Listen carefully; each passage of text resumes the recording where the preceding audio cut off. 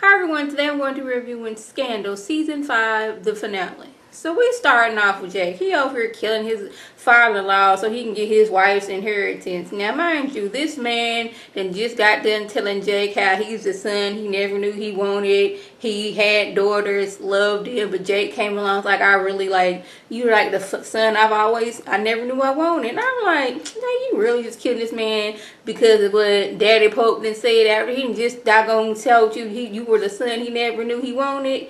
And Jake gonna go up to the man after the man saying, hey, call 911. I think I'm having a heart attack. I think I'm dying over here. He goes up to the man and says, well, another man sees me as his son. I'm like, this weird how Daddy Pope keep on calling Jake his son, especially around Olivia. It's like weird. Now, we know Papa Pope don't got it all and he is like this really crazed man.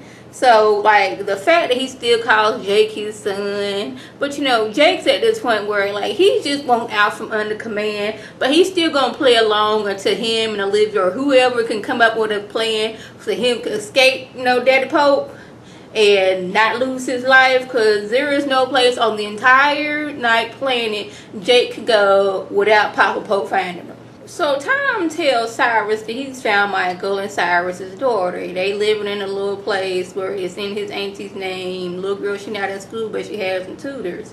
Now not Michael, but Tom, he's ready to just go jump into action. Okay, I can kill him. You know, little girl, I forgot what her name was. It Ella, Ellie, something, whatever the little girl's name is, you know, she'll be none the wiser. She gonna be perfectly safe. I'm gonna make it look like an accident and I can get her home. But Cyrus, he's like, well, I'm drinking my coffee right now and I'm trying to figure out who I'm going to decide who's going to be the vice president for Vargas.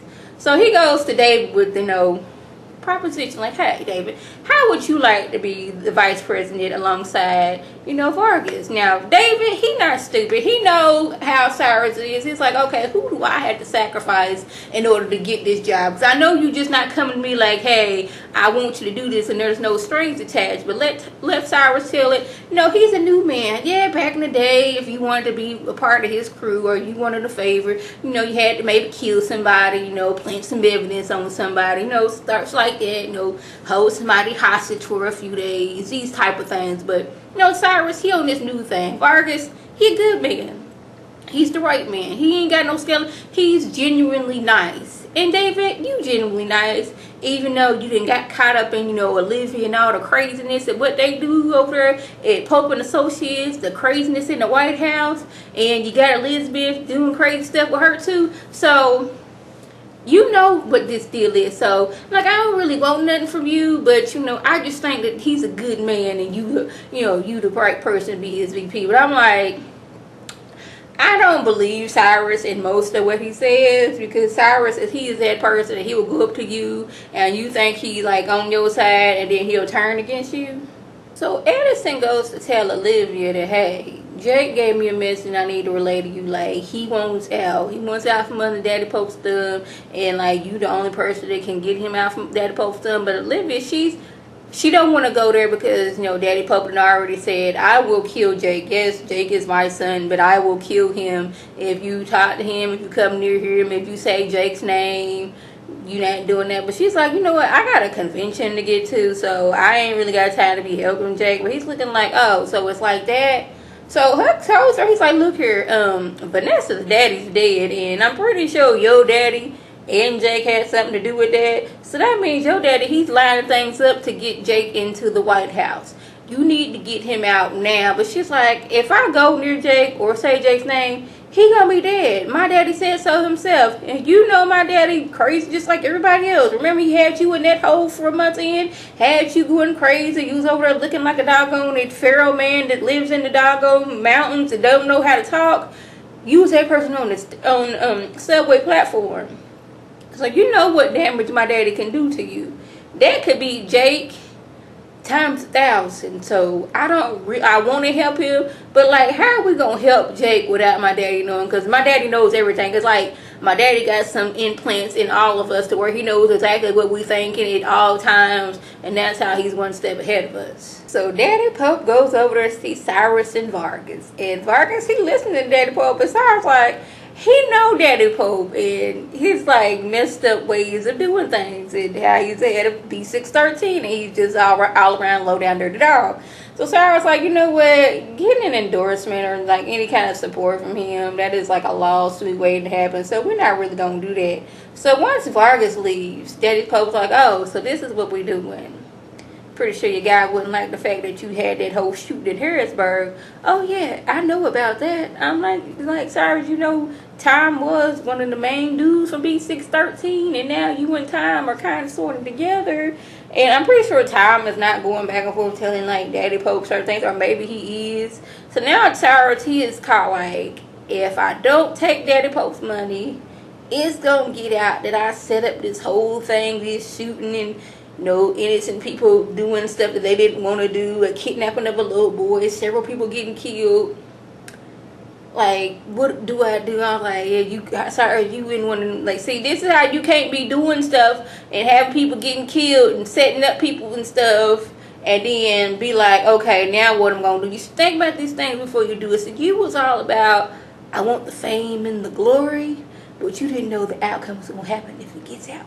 So now Olivia and her team, they're trying to find the perfect vice president for Mellie. One dude's like, okay, he's perfect, but like 30 years ago he was working as like kind of like a male prostitute for other men at this like hotel after hours, so he's out. Another dude, he seemed good, but like he was selling expired condoms and made like $400,000 tax free on that. So I was like, yeah, he not a good idea. And the last person, he's like, he's just perfect, but he let them know, look here, when I was in college, I was selling cocaine. Did it for a minute just to pay off my student loans. You know, I'm telling y'all this up front so y'all know, but you know, the only other person know was the person I was selling cocaine with. So they was like, he's the best person to be VP. Yeah, he don't sell cocaine back in the day, but like, in the early 1900s, cocaine was available, ready for everybody. They was having it in the hospitals. They had it doggone at drugstores. You had felt some pain, just take you a little cocaine. Yeah, they did back then. They didn't know the side effects from cocaine, but you know that was then when it was legal. So like when you was doing it in like the early 80s, late 70s, you know, you knew you wasn't supposed to be selling cocaine. But hey, it's like I'm a changed man. Not proud of what I did, but I did do it. So Huck and Quinn go to his partner who helped him sell cocaine. It's like, look here, here's a passport, here's new ID, there's a house ready for you in Albuquerque.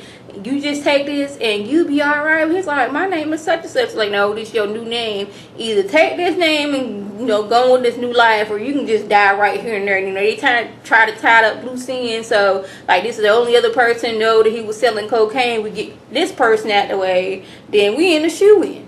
So, whatever reason, Fitz all up in Abby's room looking at the paperwork on her desk, and he found the paperwork about Olivia's abortion. Now, I have a few things I feel some type of way about this. Mainly, like, Abby, why do you have this paperwork at your office? One, you should have destroyed this paperwork a long time ago. Olivia knows you had it. Once you found out that, you could have just gave it to her, burnt it. Why is it out in the open in your office, an unlocked office? Door wide open to where anybody who worked there could have just came in and saw it. So now Fitz, he's all in attention, like, okay, this is what happened. Olivia, she done aborted my baby. You know about it, she know about it. Daddy Pope knew about it because he the one that gave you the information. I'm like, this didn't make no sense at all. Like, you took it to Olivia's house, so well, you took it back to your house, or was it one of these things that where Daddy Pope like sent somebody there to have it exposed to make Fitz mad? Because Fitz was already ready to like say some nice things about Mellie at her convention, but then he didn't find this out, so he want to change things up. He's going through this, I don't know what to do, so I'm like on this flip-flop thing. And at one point, Mellie had to get him together, tell him, look here, I found my way to get to this spot where I am. I wasn't no trust fund baby. I didn't go to no boarding school. I climbed my way to the top unlike you. She let him out. I was like, yeah, I guess she was kind of like hitting at him and Olivia. Because, you know, Olivia, she was at boarding school with kings and queens' daughter and emperors and all that stuff. So maybe in a little bit of dig at Olivia too. So Cyrus goes to Olivia like, look, Olivia, I gotta get something. I'm gonna tell you, your daddy, he didn't came. He want to be part of Vargas's, campaign. And if Vargas does make it far, your daddy gonna kick me out, and I ain't gonna be able to make it back to the White House. So she automatically knows that her Daddy Pope got something on Cyrus. Like, what does he have on you? He was like, you know that old shooting in Harrisburg? I may have had, something to do with that. I may have had somebody's son kidnapped and made him do something. Tom may have, shot, Vargas, not to kill him, but to wound him, some things like that. She's like, so you didn't like cause several people to die just so this man could get out there in the limelight, just so you can get back into the White House? It's like, I know that sounds bad and all. Like, yes, Cyrus, that is bad. The little boy didn't know he was kidnapped, but still, he was kidnapped by Charlie and Quinn. That's never a good idea. You did not gonna got this man fearful his son's gonna die to go out there and, I don't think the dude today, like, forced through that, I don't think he killed anybody. I think that was Tom's doing, and it just seemed like he did it because he was there with the gun. It's like, you ruined this man's life, you killed several people, but now you come to me to help me because my daddy's trying to take over the campaign that you trying to run? So Olivia and the team gotta find a new VP because the man that they picked, they didn't find out that he used to sell drugs. They even found a man that Huck and Quinn set up a whole new life. So it's like, yes, her say, was you selling drugs back in the day? Did you help old dude that's trying to run for VP to sell drugs back then? I'm like, how did they find this man? I'm like, had he not left yet to go to Albuquerque, New Mexico? Or like he was just about to leave and that's when they found him? How did they find out the dude was selling cocaine? I guess it could, like, didn't nobody know, but like until he said something like I know Daddy Pope had to do something with it. It's like, okay, we gonna have Jake to do it. So Olivia decides to take herself over to Daddy Pope's house, all arrogant, like, I'm going to do this. And she was like, Jake is coming with me because he is going to be MELLIE'S vice president. And Daddy Pope was like, what did I tell you at your brother's wedding that I would do to him? Like, Jake is sitting there like Daddy Pope is not talking about him. So Olivia, she's trying to keep Jacob's focus, like, look here, it's fine, get up and let's go. And as soon as Jake stood up, I don't know where Daddy Pope got this gun from, but a gun was at Jake's head. So now it's like, what do I do? She's like, look here, Jake, he is not going to shoot you. You remember, you are his son. Like, this whole Jake being Daddy Pope's son is like so twisted and wrong in so many ways. Like, how come Huck wasn't your son? But anyway, I guess, Jake being that loyal dude. But anyway, like, she's looking at him like, come on. And Daddy Pope's like, tell your brother to sit down or this bullet will be going through his head. And then she's looking at him as she called Daddy Pope's bluff. Jake walked off and he pulled that gun out and he's like, leave now before I regret what I'm doing. I'm like, yeah, that was a little too easy. Like, I was just picturing Daddy Pope like busting out with a syringe next and like just, getting Jake and just him knocking him out. That's what I thought was going to happen. So now after Olivia did all that and getting Jake from Daddy Pope, Jake don't want to be VP no more. He's like, I found this nice little 2-bedroom house. I'd rather be flicking burgers at Gettysburg than, being, running the White House or helping run the White House. No, now Olivia's like, look here.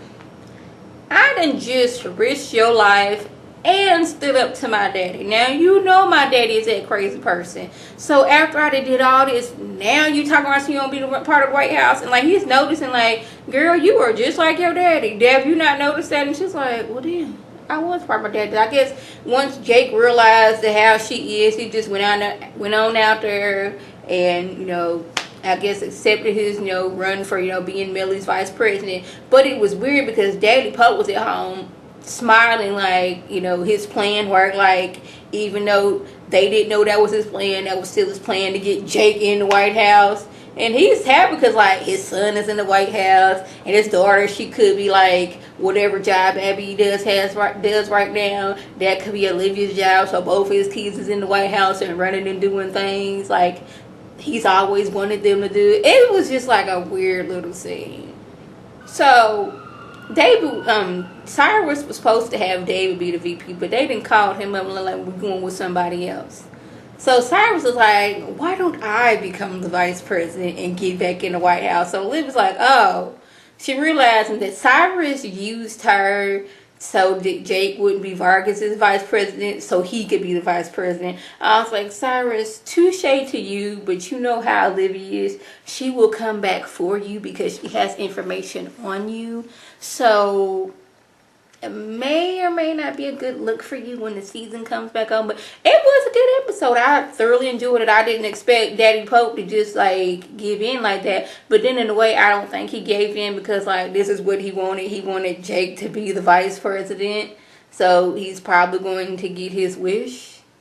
I don't know. So that was just a review. If I left anything out, by all means leave a comment or a video response. And like always, I want to thank my subscribers and the people watching my videos. I want you to like this video, comment, and subscribe. And share this video with your friends on Facebook, Twitter, Instagram, and here on YouTube. This is Lady T signing off. Have a good one.